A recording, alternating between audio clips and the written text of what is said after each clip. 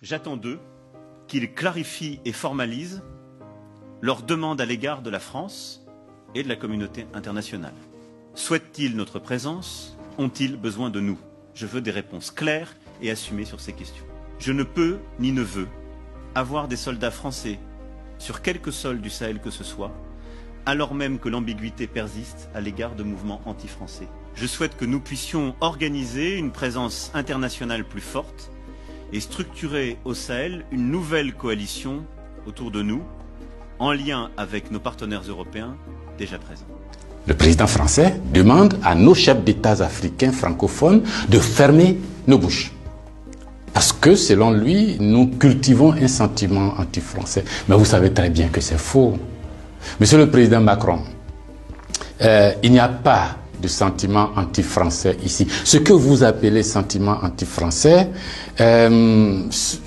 d'ailleurs, comment vous allez présenter ça? Je suis en train de parler en français là. J'ai rien contre le français en tant que langue. Je parle pas en sénoufo ou en djoula ou en serer ou en wolof ou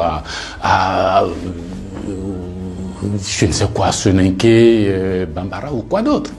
Je parle en français. Je n'ai rien contre le français. J'écris, je m'exprime, je travaille en français.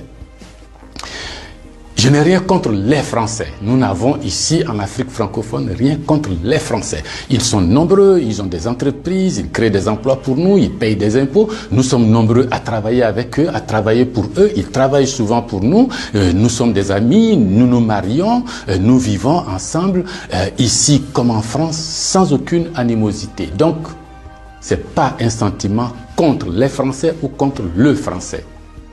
Ce que vous appelez sentiment anti-français en réalité, c'est un ras-le-bol, c'est une révolte, c'est un refus de la mainmise de l'État français sur nos autorités et par ricochet sur nos économies, sur nos peuples. C'est ce que nous refusons. Les relations incestueuses entre l'État français et les États africains, c'est ce que nous refusons. Les relations de connivence entre l'État français et les États africains, c'est ce que nous refusons. Parce que simplement ces relations étouffent la démocratie. Ces relations étouffent le respect des droits de l'homme. Ces relations étouffent la possibilité que nous devons avoir de demander des comptes à nos dirigeants. Ces relations étouffent l'expression plurielle chez nous. Il n'y a que ce que le président dit parce qu'il est d'accord avec Paris, donc c'est ce que lui dit qui est bon. Monsieur le président, c'est ce qui nous révolte. On a le sentiment que vous êtes complice de nos chefs d'État pour nous brimer.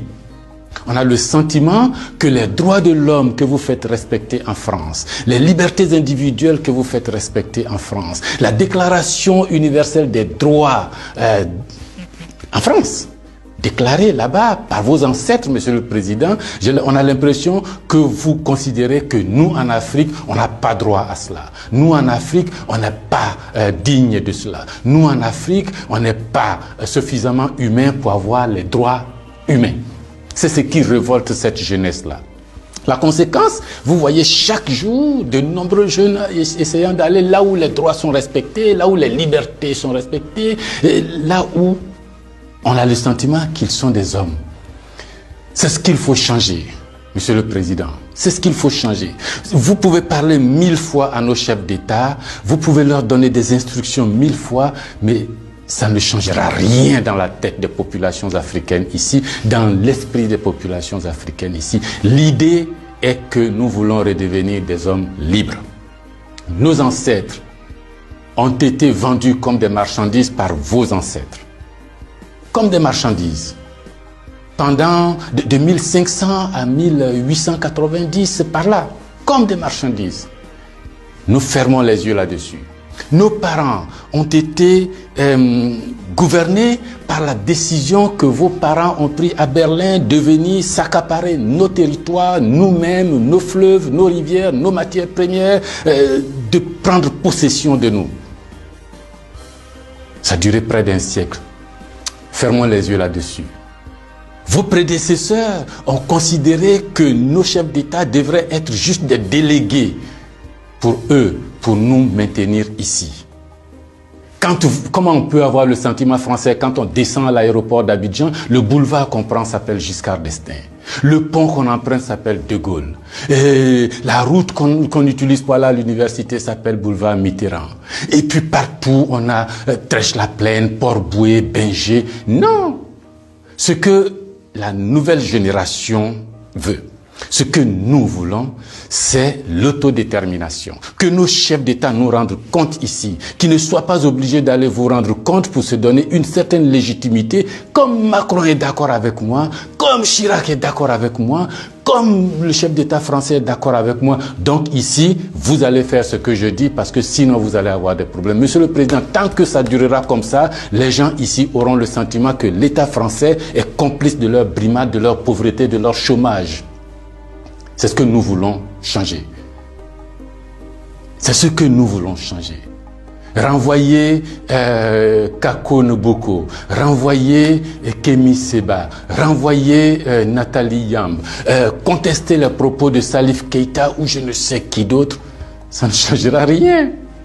C'est dans la tête de chacun. Chacun de nous, les gens, ces idées-là ont imbibé notre esprit maintenant. Le désir de liberté, vous devez connaître ça. Vos ancêtres se sont battus pour avoir cette liberté. On fait plusieurs guerres pour jouir de cette liberté.